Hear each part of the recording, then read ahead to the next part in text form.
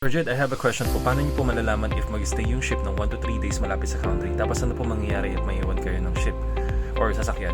Hey guys, this is me, Jed, and welcome back for another episode of Question and Answer portion coming from Sumac. So ito, sagutin natin na mabilis to guys. Kapag regarding sa itinerary ng ship, pwede nyo na malaman yan ahead of time. But then, like for example, before kayo mag-join the ship, pwede nyo siyang i-search sa cruise mapper.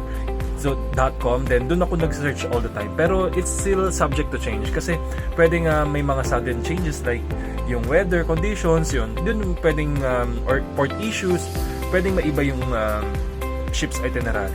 And then going to your question, kung if in case anong pwedeng mangyari pag naiwan kayo ng sasakyan or ship, gagawin nyo dyan, syempre hindi nyo na pwedeng habulin yun dahil naiwan na kayo. So kailangan nyo kausapin, kailangan nyo tanungin kung sino yung port agent dun sa particular port na yun kung saan kayo naiwan.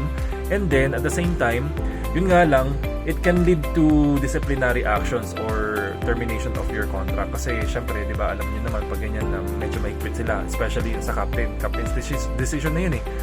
And then, yun nga lang, sagot niyo yung flight details and then, baka automatically na maban na kayo dun sa company na yun, hindi na kayo makakabalik dun. So, yun na naman. I hope I answered your question, guys, and if you guys have more questions, comment down below and I'll get back to your question as soon as I can. Kaya guys, take note, bumalik kayo before the ship's departure, at least 2 hours before sa crew time. Okay? Ingat lagi. Bye-bye!